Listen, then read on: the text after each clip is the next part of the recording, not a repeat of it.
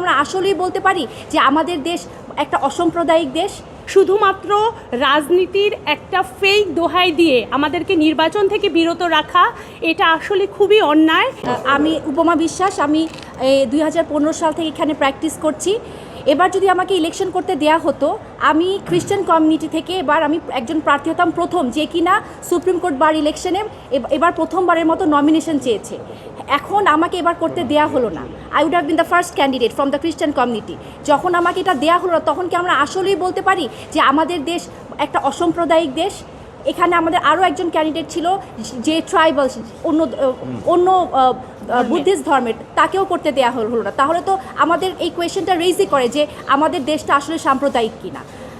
যেখানে আমরা লয়াররা আমাদের নিজেদের উপর জাস্টিস প্রোভাইড করতে পারছি না, সেখানে কি আমরা বলতে পারি যে আমরা সোসাইটিকে একটা সুপ্রিম কোর্ট, এটা highest court of the country, সেখানে কি আমরা বলতে পারি যে এখানে আমরা অন্যদেরকে, আমরা সোসাইটি অ্যাট লার্জকে আমরা জাস্টিস প্রোভাইড করতে পারবো? এটা আপনাদের কাছে আমার প্রশ্ন। 200-র বেশি সার্ভিস ও ফিচারে লেনদেনের সব বিকাশ অ্যাপে সম্ভব। আমি আসন্ন সুপ্রিম কোর্ট বার অ্যাসোসিয়েশন 2026-2027-এ সহ সম্পাদক পদে আমার মনোনয়নপত্র দাখিল করেছি। আমি সহ আমার আরও অনেক সহকর্মীবৃন্দের মনোনয়নপত্র কোনো কারণ ছাড়াই অবৈধ ঘোষণা করা হয়েছে এবং আমাদেরকে প্রপার কারণটাও জানানো হয়নি।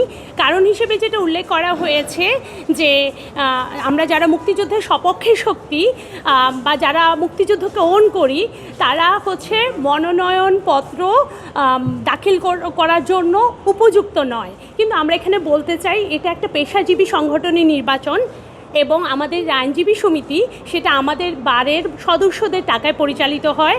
আমাদের যে নির্বাচন হবে, সেই নির্বাচনটাও আমাদের নিজেদের টাকায় পরিচালিত হবে।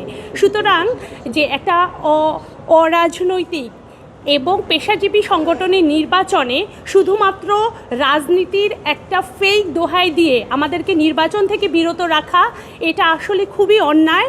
আমরা আমাদের বারের যারা সদস্য আছে তাদের সেবা করতে চাই, তাদের জন্য কাজ করতে চাই। আমরা চাই আমাদের বারের যে সদস্যবৃন্দ আছে তারা ব্যালটের মাধ্যমে তাদের মতামত প্রকাশ করুক এবং আমরা সেই নির্বাচনে প্রতিদ্বন্দ্বিতা করে আমরা বুঝতে চাই যে আসলে আমাদের সদস্যরা চায় কি না আমাদেরকে প্রতিনিধি হিসেবে। এবং এই যে আমরা আইনজীবীরা শুধুমাত্র একটা সিলি কারণে আমাদের এই যে নির্বাচন থেকে বিরত রাখা হচ্ছে এবং যেটার কোনো যৌক্তিক এবং আইনগত ভিত্তি নেই।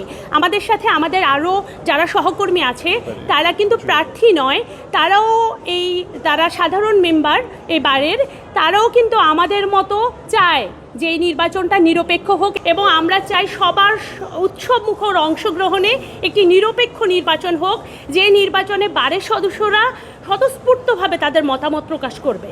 আর সর্বোপরি আমি আপনাদের সাংবাদিক ভাই বোনদের ধন্যবাদ জানাতে চাই, আপনারা সবসময় আমাদের সাথে ছিলেন এবং এই নির্বাচনের শেষ অবধি একটি নিরপেক্ষ নির্বাচন করার জন্য অবশ্যই আপনারা আমাদের সাথে থাকবেন।